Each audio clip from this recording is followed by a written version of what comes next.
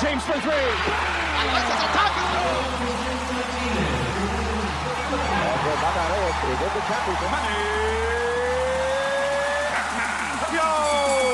Puso at Lakas, Sports sa Pinas. Kasama sina Coach Jojo at Coach Janet Villa.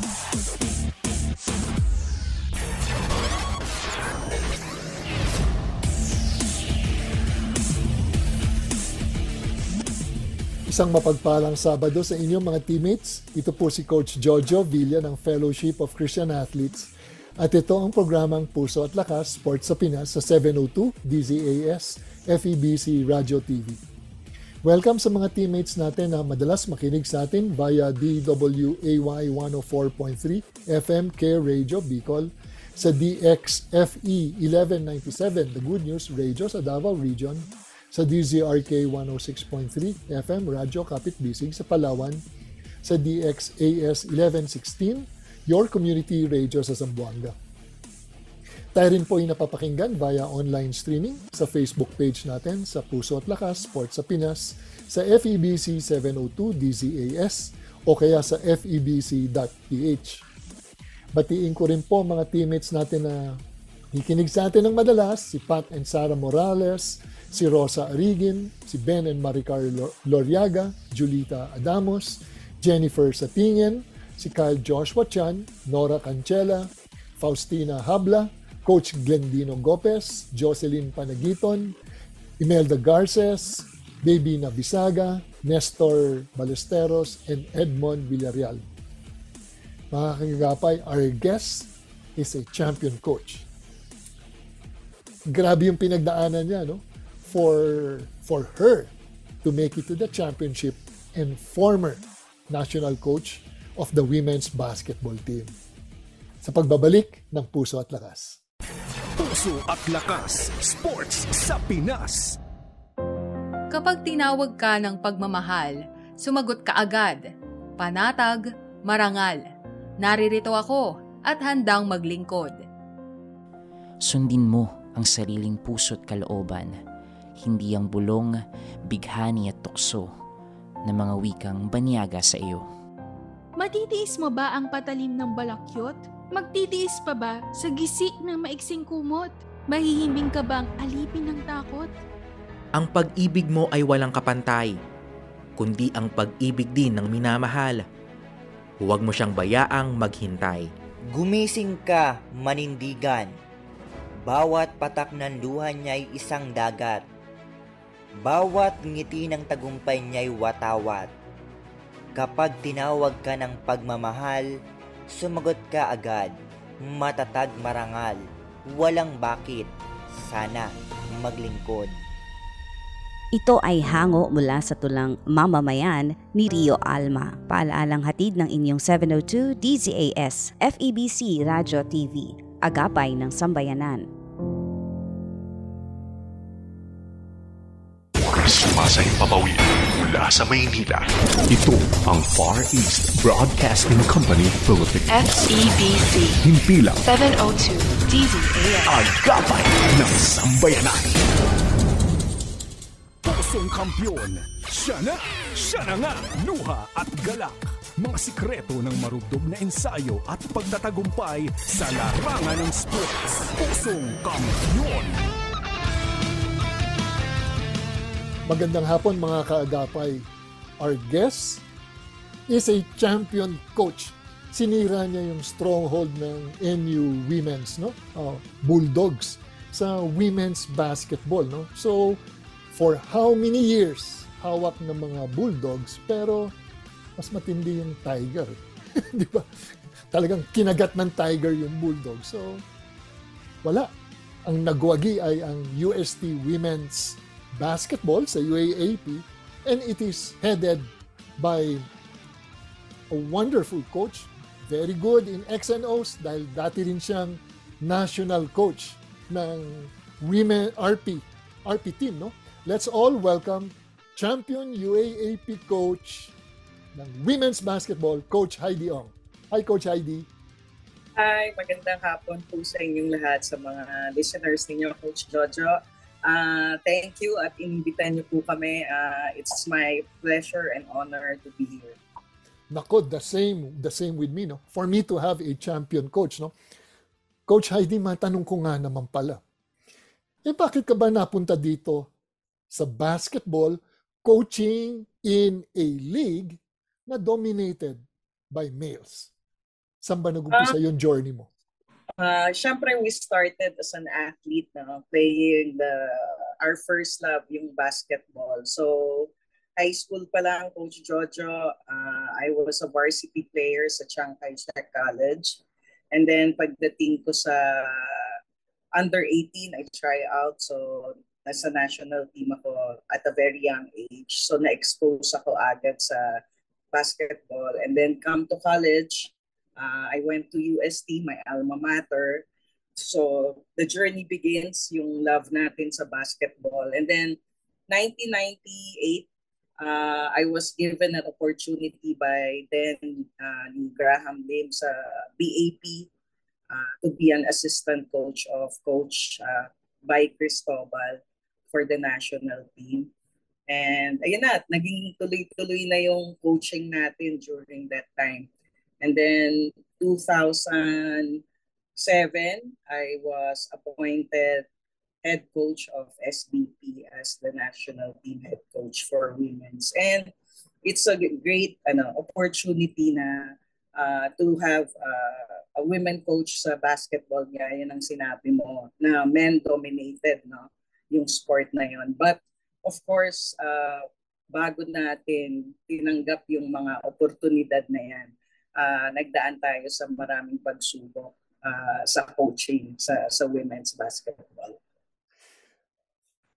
Coach Heidi, pag sinabing women's basketball, ang pangalan na madidinig mo, no, sa US ay Pat Summitt ng Tennessee, no? Tennessee basketball, or Tara Vanderveer ng Stanford University, na who broke the record of Mike Krzyzewski as most number of wins, no, na as a collegiate coach. Isipin mo, ang gumawa nun ay babae.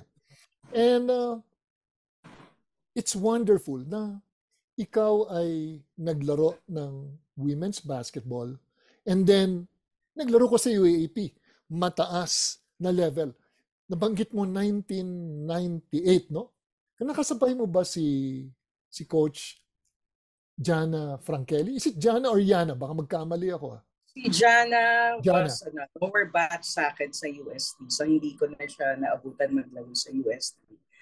But she was a member also of the national team. Ang mga kasabayan ko during when I was playing, sila Julie Amos, sila Vega, yan yung mga batch ko sa national team. So, nung naglalaro pa ako as an athlete. Pero nung nagpo-coach na ako, 1998, yan na yung centennial team nila, Team Pony. So, ang mga kabatch ko dun sa men's side, sila Dennis Espino during that time.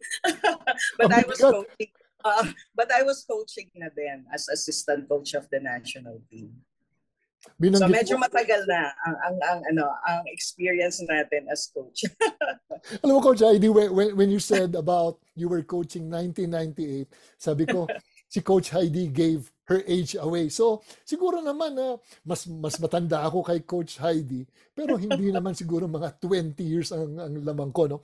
And I love Coach by Cristobal, no? We're good friends. He is close to my mentor, Coach Jolly pa. And he's very good, no, when it comes to officiating, and I think he is truly a man of integrity. No? Sa kanya, importante yung integridad, importante yung we follow the rules. And Coach Heidi, hindi ka ba medyo nasindak na I think you were young then, and then you are the assistant coach of by Cristobal? Nung first time na, of course, kasi nasanay ako at a very young age nung RP youth ako. Ang mga coaches ko sila Coach Arlene Rodriguez, Coach Francis Rodriguez, mga lalaki. Even si Coach Joe, Nakikita ko yan sa Chiang Kai-shek when he's coaching yung women's team, kami naman yung sa youth. And I really idolize and give respect to Coach Joe kasi he is also a good friend of mine. Marami akong natutunan kay Coach Joe aside from the pongalangala. I love Coach Joe. Pag nakikita kami dati sa PCSM, tatakbo kami sa treadmill, magkukwentuhan kami. A lot of stories for Coach Joe. I think yung intimidation nung kasama ko yung mga lalaki, na-overcome ko yun at a very young age kasi during my playing years sa national team, kasama ko puro mga lalaking coaches. So yung foundation mo, hindi ka naman nag-umpisa sa tawag nito, sa medyo from scratch. When I say scratch, may konting yung confidence level mo dahil naglaro ka sa mataas na level, UAAP, no? I consider it the number 1 collegiate league, di ba? Sorry to the NCAA, no? Mauuna muna ang UAAP. And then, being coached by Francis Rodriguez, Arlene Rodriguez, mga veteranong coaches, mas matanda sa akin yan. Lamang lang ako ng konting paligo sa kanila. No? And they are veteran coaches. You would truly learn from them. And Coach Heidi, you played for UST, ano ba, growling, Thai, ano ang tawag? During our time, it's Gold Bells. Okay. Recently na lang naging Golden Tigresses. Or okay. Golden Tigresses. Gold Bells, the Lady Gold Bells. Lady Gold Bells, pero ngayon? Growling Tigresses. Medyo tongue twister, hindi ko na muna i-pronounce yan. No? And binanggit mo ang kabatch mo dito is si Julie Amos. Tama, no? Yeah, sa UST. Yeah. Kamusta ang standing nyo? Kasi pag binanggit... Sorry, Coach. Kamusta po ang standing nyo during that time? 4-peat kami sa UST during our time sa UAAP. So 4 times po kami naging champion. So I think 2 coached by the late Olympian Coach Orly Bauson and another 2 years galing kay Coach Peketan. So yun. So medyo formidable yung batch namin during that time. So we were 4-peat champions sa UAAP. Parang walang-wala naman, no? Nakakaawa ka naman, no? 4 na champion lang, no? Yeah, maging champion ka nga lang, napakahirap na yung 4-peat pa. That was the time na 1987 to 91. 1987 to... Graduate na ako ng college noon. Kaka-graduate ko lang noong 1987, no? So, ang nasundan kong basketball, syempre, during my time, hanggang 87. And then, when I started working, nawala na ako totally sa basketball dahil busy ka sa work. And Coach Heidi, no, may marami tayong mga nakikinig na they would want to hear from you na yung dinaanan mo being a student athlete. How hard was it to juggle studies and then practice? Mahirap talaga to be a student athlete, especially Coach Joe. My course is Bachelor of Science in Pharmacy. I'm a licensed pharmacist, pero of course, love ko talaga yung basketball, so hindi ko na pursue yung pagiging pharmacist ko.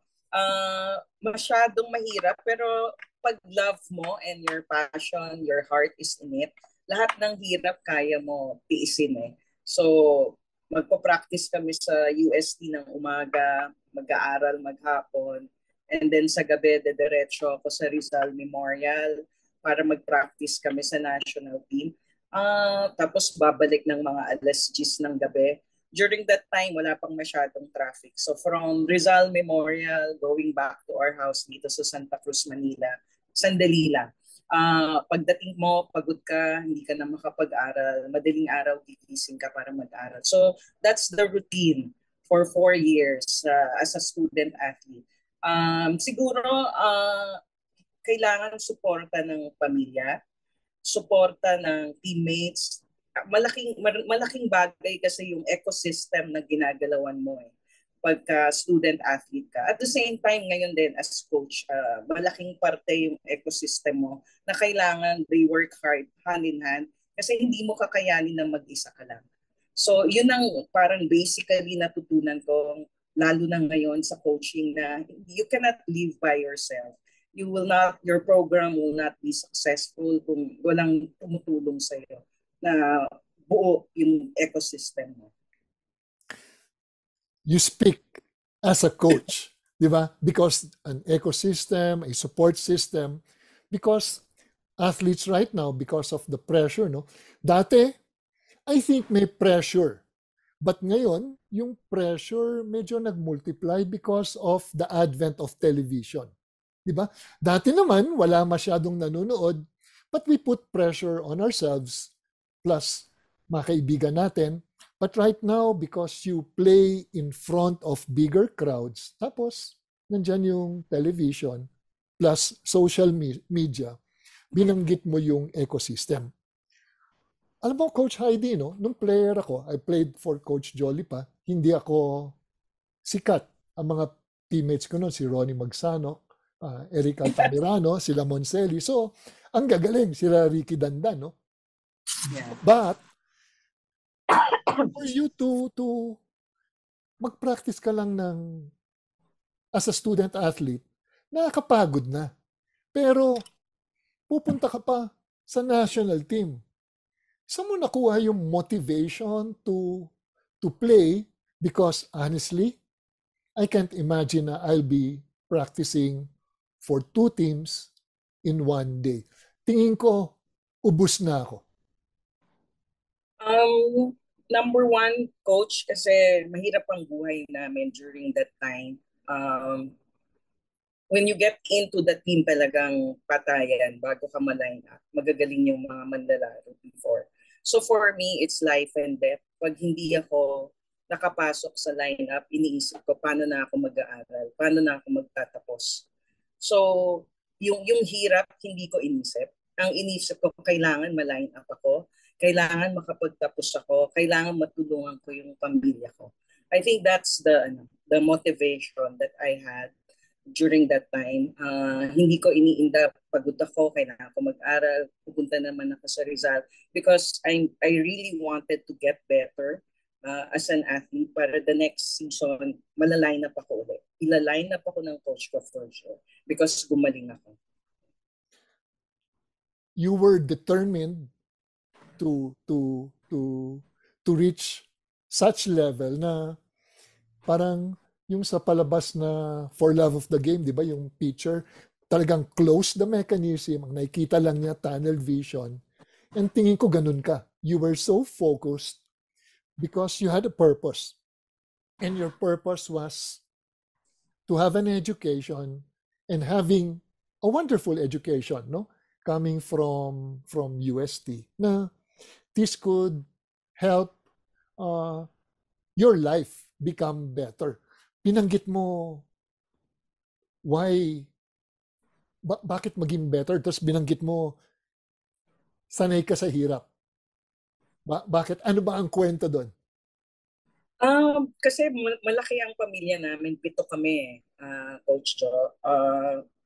So kahit na dati medyo mababa pa ang tuition, pero 7, di ba, siblings na lahat pinag-aaral ng magulang ko, medyo mabigat yon. So luckily, I am a middle child, pang-5 ko. So ako, yung pang-6 ko na kapatid na lalaki, yung bunso. We're all athletes. Yung 2 na sumunod, mga swimmer sa UST. So awa ng Diyos na iraos namin yon, nang hindi gumagastos ang aming parents.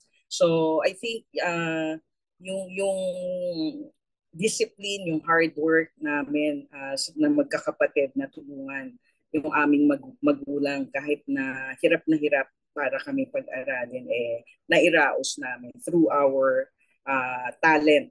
Nakakuha kami ng scholarship sa University of Santo Tomas.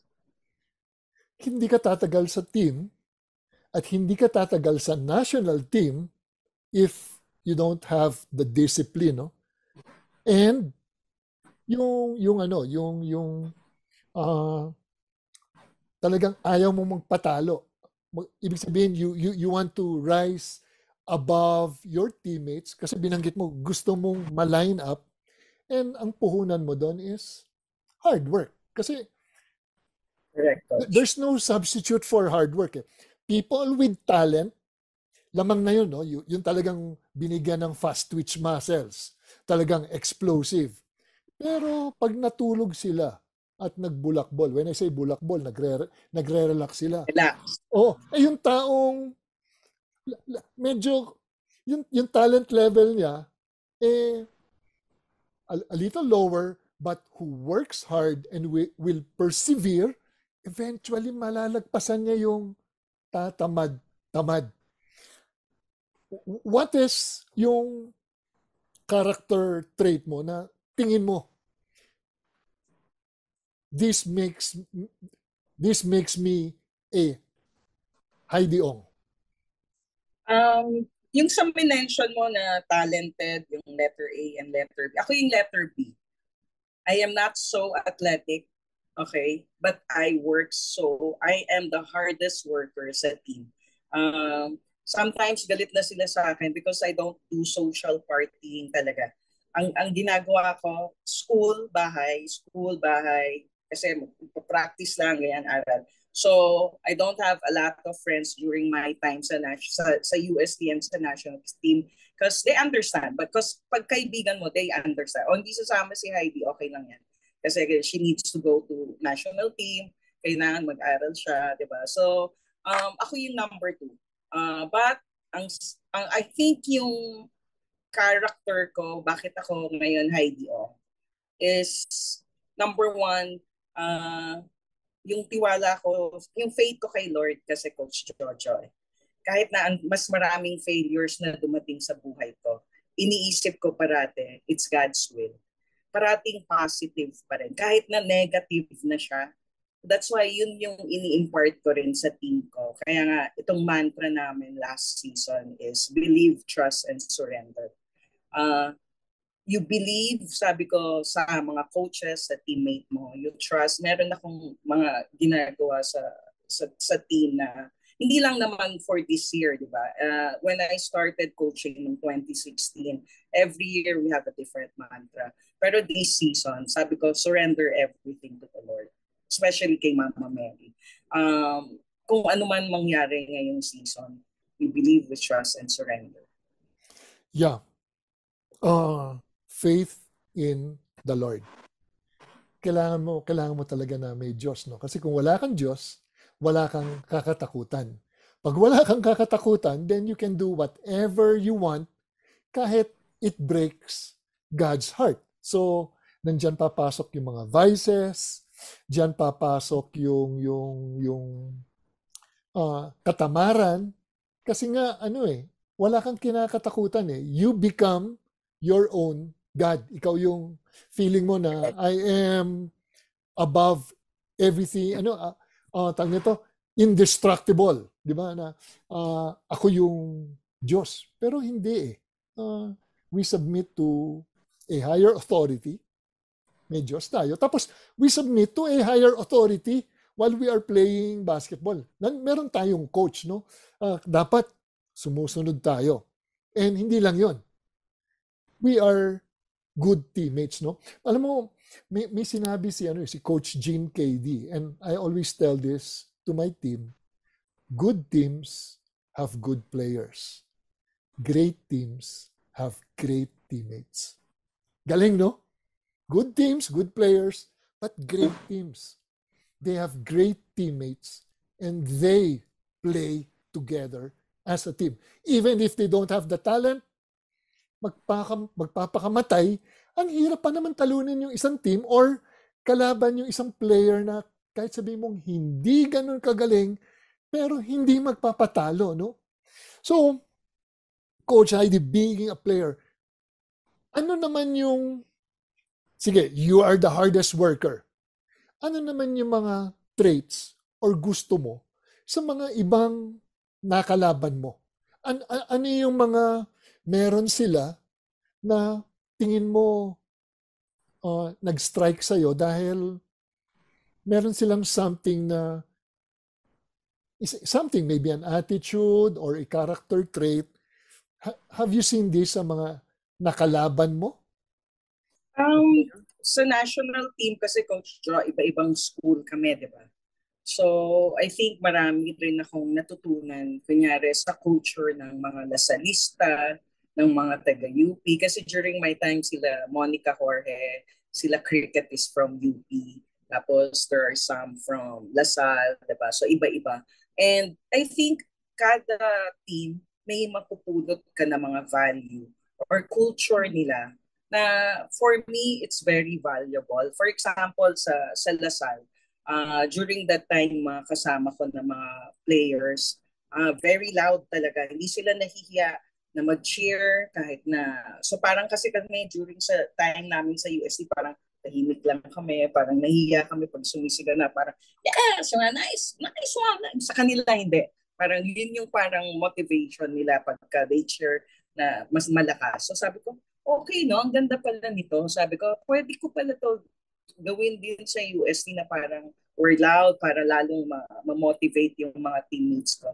So sa UP naman, sila Moy and sila Cricket, medyo introvert din sila during that time. So medyo click kami kasi tahimik lang. So pero pag nagalit, talagang galit na galit yung mga UP talaga, hindi mo mapipigil yan. So pag may nag-aaway na dalawang school, ang pigilin mo yung kalaban ng UP kasi yung UP hindi magpapapigil. So yung mga ganun. Yeah. So may mga kanya-kanya pa lang yung kakaiba sila. May mga traits sila. Tapos or meron silang kultura or meron silang dinadalang iba, no? So masasabi mo, for example, Ateneo, one big fight yan, no? Ang UP naman, UP fight. Ang naman, USD, go Uste, di ba? So, iba-iba. So, pag pinulot mo lahat yon, and then, syempre, collect and select. Ang i-collect mo, yung maganda. Yung hindi maganda, basura yan dahil magiging pabigat, no? And since you've been with the national team, no? And yung national team, ang mapipili lang sa national team yung mga magagaling na players. Kaya nga, the best in the land, no? How was your experience, no? Coaching in the national team? Nung nag-start kasi kami ng Discovery Perlas, yung women's basketball nun, Coach Joe, kumbaga sa ground zero, from scratch talaga. So, napakahirap.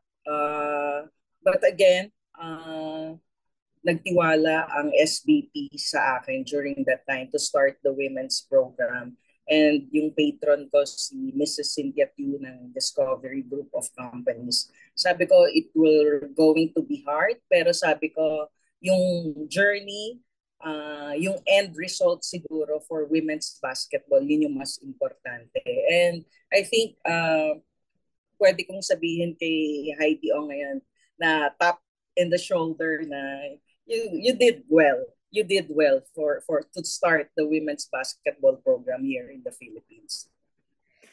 Ang pinakamahirap pa naman yung mag-uumpisa ka . Yung iba, I think sasakay na lang sila sa bandwagon. Tapos eventually, they will win the championship or mas maganda yung victories nila. But I think yung mga coaches na yun, no, kung sino yung pumalit sa'yo, alam nila na kung hindi kay Heidi Ong, kay Coach Heidi, yung foundation na inumpisahan niya, di ba? So, sasakyan ko na lang, dadagdagan ko na lang, so that we would reach greater heights. But Coach Heidi, when you were the coach of the national team, alam ko you were very close to the gold medal, no? How was it? During my time in 2010, we won the first gold medal for Siaba for the long after 35 years of walang medal sa women's sa international. And I had a bronze medal for the 3x3 in Asian Beach Games. Asian to, Coach Jo. So medyo mga China, yung mga kalaban, matindi talaga yung pinagdaanan. So I think yung journey ko as head coach for the national team, I can say na very fruitful and successful program na binigay sa atin ng SBP na hindi naman tayo napahiya. And what you're saying, yung sa Southeast Asian game, ang tawag ko doon, gold and silver. Kung si Coach John may golden bronze, ikaw may golden silver. What? It was a heartbreaker, no? Mga kapatid, no?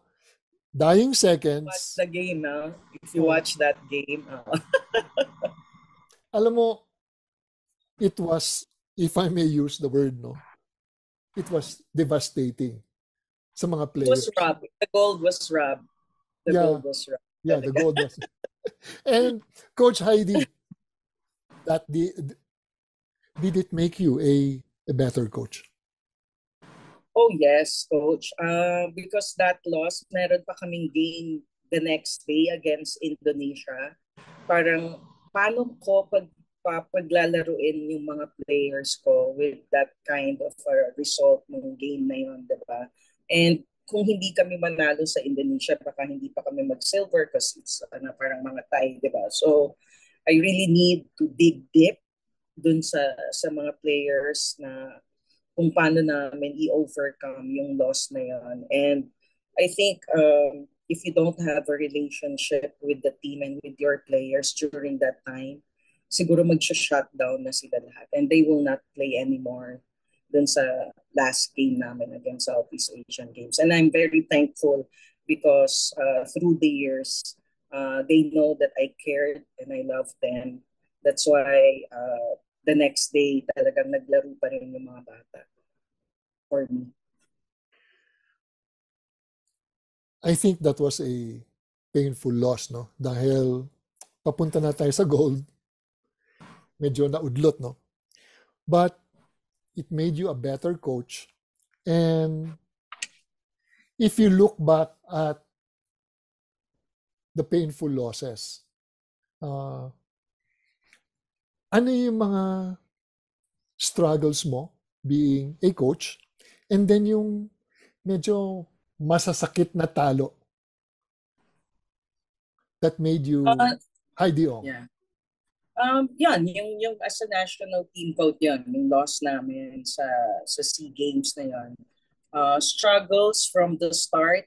Ang hirap talaga, Jo, kasi I need to find the sponsors talaga to back up yung program ko for women's basketball, di ba? Sasabihin nila, anong kapalit niyan pagka sa sponsors, di ba? Ano bang marketing na mabibigay niyan if I support the women? Siyempre, hindi naman siya ganun kakilala, di ba? So, I think first na natutunan ko as a coach talaga when you're going to start, kailangan may mga kaibigan ka na magtitiwala at susugal at maglalabas talaga ng pera dahil sa naniniwala sila sa programa mo. And of course, pag nagtiwala sila, syempre gusto rin naman nila may makita din, di ba? Kung saan napupunta yung tulong nila dun sa team. Number 2, struggles, of course, sa team, syempre puro mga superstar yung mga yan. From different teams, from different UAAP school. Ang daming pride, ang daming ego, di ba? So, putting them together is also a struggle during my time. Kung paano ko, share the ball. Hindi lang ikaw magaling dito, Won Aray, nandito pa yung mga Cassie Chuseko sa Ateneo. So yun, yung years of togetherness, I think importante yun. Yung chemistry, how to play as a national team together, win or lose, stick together. Yun yung mga struggles. Number 3, having loyal and trusted coaching staff na talagang tutulungan ka. Ako kasi, ang motto ko, Coach George, kailangan yung mga assistant ko mas magaling sa akin.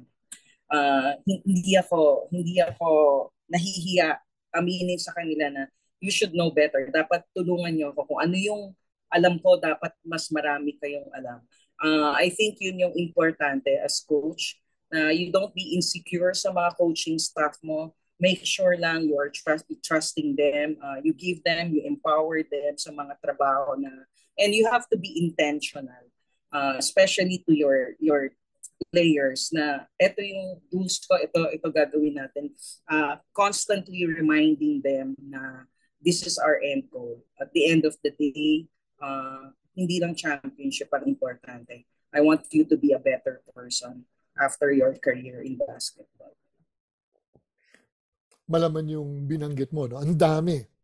Trust, loyalty, kailangan kaibigan mo, kailangan nagtitiwala sa'yo, people who would invest in you, hindi yung short-term gains. Siyempre, lahat naman gusto manalo. But kung alam mo naman ang team mo ay pagong, hindi mo naman kagad tatalunin yung kabayo, no? Kailangan yung pagong talagang pabibilisin mo in such a way na pag nasa terrain na siya, yung kabayo mahirapan ng tumakbo dahil dadali mo na sila sa terrain na medyo madamo or adaptable lang para sa isang pagong. Binanggit mo assistant coaches, no? You want your assistant coaches to be better, or you want your assistant coaches to be better than you in the future dahil you are going to train them and whip them to become the best coaches that they could possibly be. And since you've molded them, no, players and coaches, ano yung importanteng value sa'yo? Or tinatawag natin na core values na masasabi mo na ito yung ating identity as a team. We will talk about UST ngayon. Ano yung mga core values na talagang pinasok mo sa minartilyo mo sa mga isipan ng mga players ng UST? Marami kasi kaming mga core values, but I think yung mga, I'll give you siguro mga 3 or 4, Coach Joe. Yung humility, parate, importante sa akin. Whatever happens, panalo kayo, matalo kayo, let's be humble. Kumbaga parati nga sinasabi, di ba? Parang kahit nag-champion kami, di ba? We stay grounded, be humble. After this year, iba na uli champion. Hindi natin alam kung sino, di ba? So, yung humility. And meron kasi akong 3 C's, coach eh. Kung yung ibang nagkalolokohan nga, kung yung ibang university condo, cash, at car. Kami sa UST. I love that. Ano na, mga kagapay, yan talaga ang direct hit para sa when it comes to recruitment. Kung sila condo, cash, at car, kami sa UST is being compassionate, being competitive. Natatawa ka, Coach. And cooperative. So, yun yung sa amin. I think kasi yung being compassionate, competitive, and cooperative, ito yung mga values na ang tawag ko ay intrinsic sa loob, di ba? Ang player na who has compassion for the coaches and for the team will play na talagang magpapakamatay dahil iba yung vina-value niya na I value the team. Tapos competitive, ayaw magpatalo. Tapos working within the confines of teamwork, no? As compared sa condominium, cash, at cars, lahat naman to extrinsic. Extrinsic, yes. Pag wala na yon, kasi players or people would ask for more. There has to be something na mas kung nagbigay ka ng 2,000 na bonus, tapos ginawa mong 3,000, hindi ka na pwedeng bumaba sa 2,000 kasi ginawa mo ng 3,000. But Correct. But if your core values are something that would drive a person to become better as an individual and then as a teammate, I think mas importante nito. And is this the end result of you winning the championship? Can you tell us how many years ka bago nag-champion? No? Ano yung mga tinanim mo na talagang katakot-takot na tinanim, pawis, luha at dugo bago ka nag-champion? 2007 kasi nasa national team ako, Coach Jojo, until 2014. So during that time, talagang nasa national team ako. May mga offers sa school but I did not grab it because I really wanted to help the national team na ito lang talaga yung focus ko. So 2016, my alma mater called me. That's the first season. So I was given 3 months lang kasi nung first season ko. So nung nakita ko yung NU with the likes of Afril Bernardino, hindi kami makatawid ng bola sa half court. Talagang sabi ko, grabe. Sabi ko, sobrang late na ng UST sa programa ng NU. And I told yung admin namin na, please give me 5 years. Sabi ko. And nag-pandemic kasi Coach Jojo. So noong 2019, nasa finals na ako noon against NU. So after that, nag-pandemic, 2020, 2021. So nung season 85, I was 3rd place. So tapos ngayong season, nakuha namin yung championship. So kung tutuusin mo, nasa target ako na 5 years na sinabi ko sa mga pare. So, ang hirap talaga because kailangan magkaroon ka ng developmental program. So, I started the high school program of UST also. Kasi mahirap na magbe-base ka lang sa recruitment. Kasi kung wala kang budget, hindi ka talaga makakasabay. Alam natin yan. It's a known fact. Yun nga, pag wala kang 3 C na maibibigay, medyo bihado ka.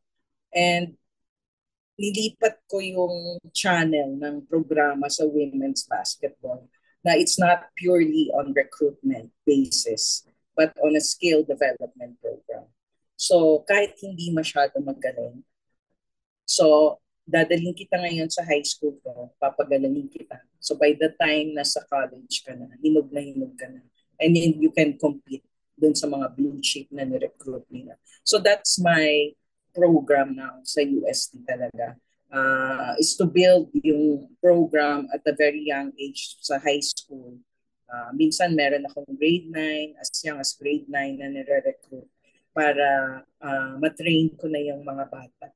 Pero ang struggle ko and challenge kasi pagka babae, Coach Jo, ang hirap bitawan ng pamilya kasi babae nga. So, especially pagka medyo bata pa. So, yun yung struggle ko when I go to provinces to recruit yung mga very young girls sa probinsya. So, I have to explain to the family bakit kailangan mas maaga. Sa akin kasi parang pag nagtiwala yung pamilya, dapat buong puso, hindi pwedeng half-hearted. So sabi ko parate, pag binigay niyo po yung anak niyo, magiging pangalawang nanay or kay na ako ng mga bata. So I think iba pa rin pag babae ang coach. I think meron pa rin akong edge kasi nga babae yung nire-recruit ko. I think feeling ko meron pa rin edge na babae yung coach compare kung sa lalaki. I don't think kung you will disagree with that. Kasi mas feel ko syempre yung babae, 'di ba? Na parang mga anak ko tong mga to pag nire-recruit ko. I think so naman, no, Coach Heidi, na may advantage yung a woman coach. Kasi pag ang kausap mo yung mga parents, tapos syempre yung feminine side, kaya mong kunin. But saludo ako sa iyo, Coach Heidi, kasi two things. Either you have a recruiting program or you have a basketball program. Pag recruitment, aasa ka sa talent na may skill.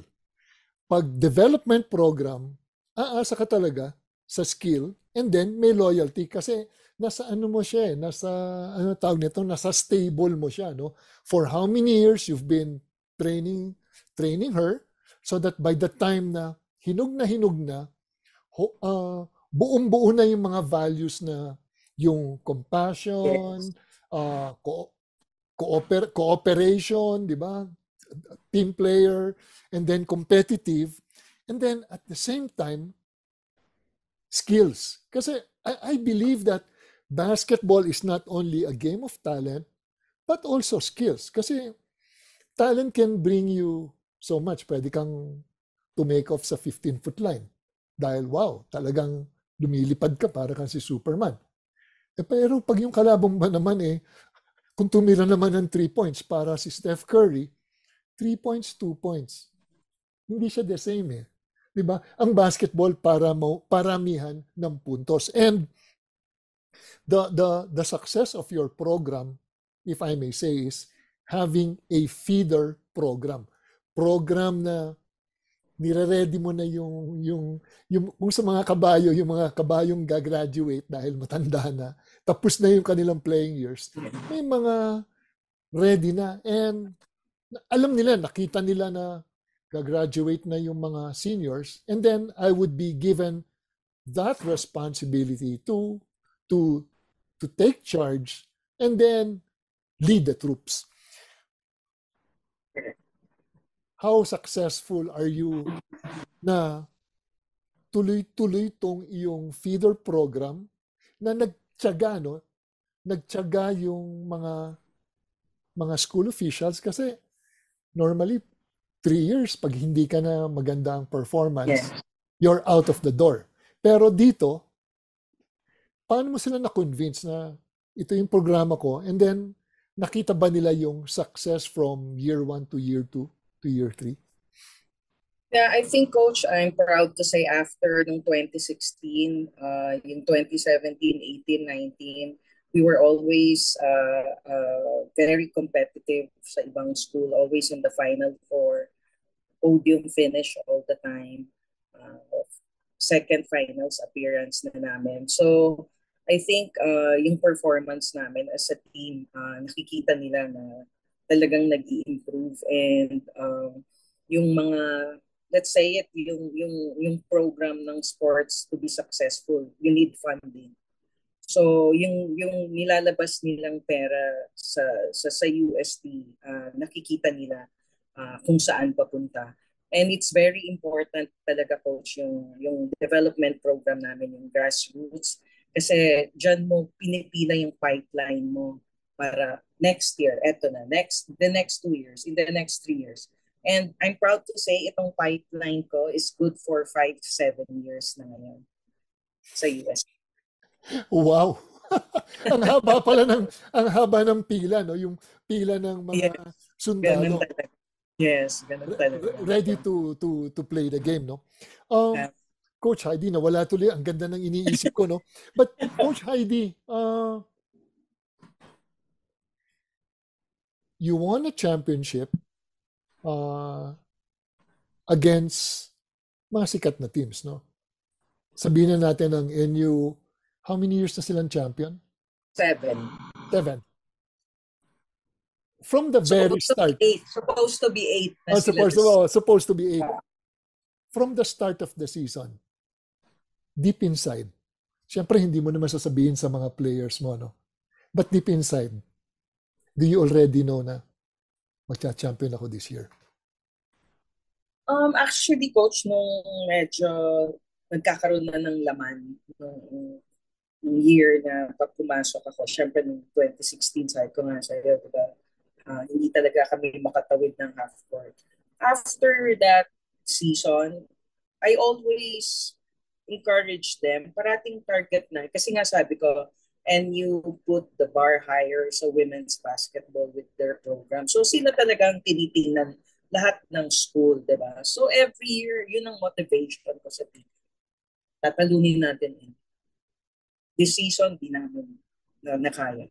Next season ulit, tatalunin natin ng NU. Pero tama ka, sabi ko, itong season na to, with all the players, the pieces na yung puzzle parang nabuo, and the confidence ng mga veterano kong players, mismo sila na ang nagsasabi, Coach, tatalunin na natin ng NU this season.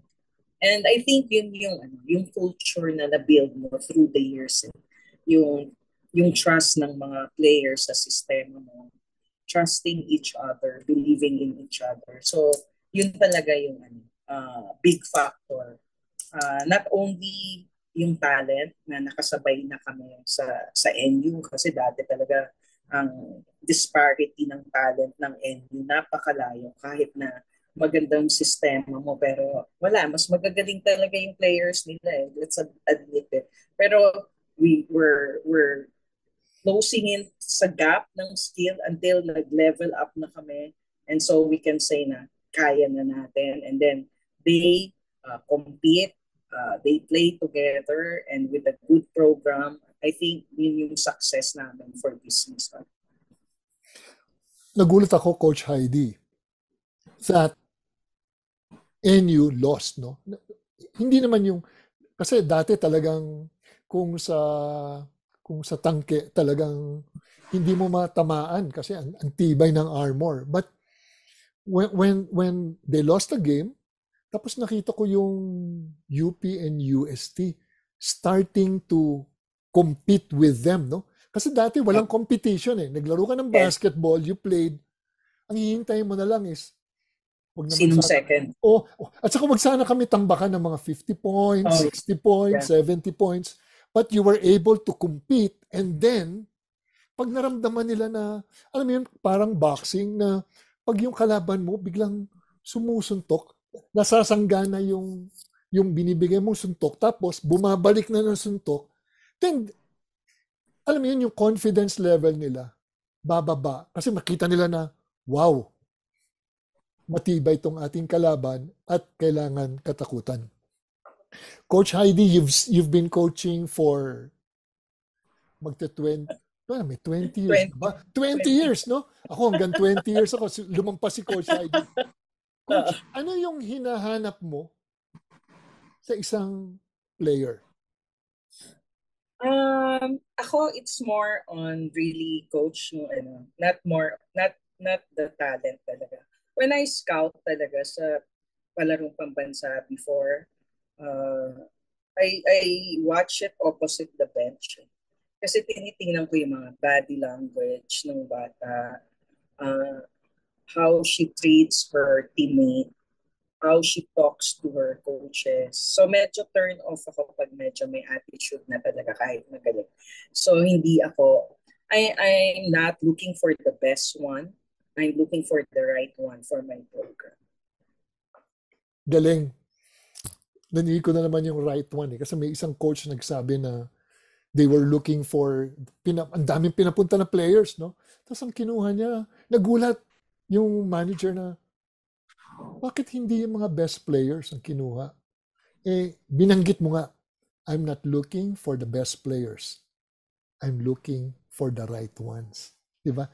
Right attitude, right mindset, tapos would fit in doon sa culture na gusto mo. Sabi nga nila, di ba? Good teams have good players. But great teams, they have great teammates. And because of that, nawala yung Pete na word, no? Hindi na naka-8-Pete dahil si Coach Heidi Ong ang naging champion sa UAAP Women's Basketball. Honestly, hindi ko nga nakita na paano ba matatalo tong NU dahil kahit yata ang joke ko, kahit Waterboy ang mag-coach sa kanila eh. Sa sobrang lakas ng team, mananalo sila. But the formula of Coach Heidi Ong na ginamit niya is we train, we develop. Diba? Nasa training yan. And hindi naman sa training basta-basta. Because Coach Heidi being a national coach, magandang training. Training ng national team for the UST and then ilalaban ngayon niya for UAAP competition. Thank you for your insights and thank you for your story, na how to rise from adversity. Kasi ang hirap naman na yung team mo naglalaro ng basketball full court. Pero hanggang half court lang kayo. Hindi nyo maibaba yung bola. But eventually, naibaba ang bola at tinalo ang kalaban. I'd like to share this verse with you. Dito sa Psalm 121, verses 1 to 2, sabi dito, I lift my eyes to the hills. Where does my help come from? My help comes from the Lord, the maker of heaven and earth. Meron tayong Panginoon. If we call on Him, tutulungan niya tayo eh. Basta ang puso natin ay sincero, tapos we walk in His ways, and then yung sinabi nga na we believe, we trust, and then we surrender. Pero syempre, may ginawa naman yung UST Women's Basketball. Talagang naghirap sila, nagtrabaho sila, talagang may luha, may pawis, diba, may dugo. Pero there were tears of joy at the end of the season. And I'm so happy for Coach Heidi Ong because I've seen her coach through the years. To make it as a champion coach sa UAAP, it is not easy. But when you work hard, sabi nila, pag may tiyaga, merong nilaga. Maraming salamat mga kapatid sa inyong pakikinig. Ito po si Coach Jojo Villa ng Fellowship of Christian Athletes at inyong napakinggan ang programang Puso at Lakas Sports sa Pinas sa 702 DZAS, FEBC Radio TV, agapay ng Sambayanan, miyembro ng KBP, kapisanan ng mga broadcaster ng Pilipinas. Magandang Sabado po sa inyong lahat. Puso at Lakas Sports sa Pinas.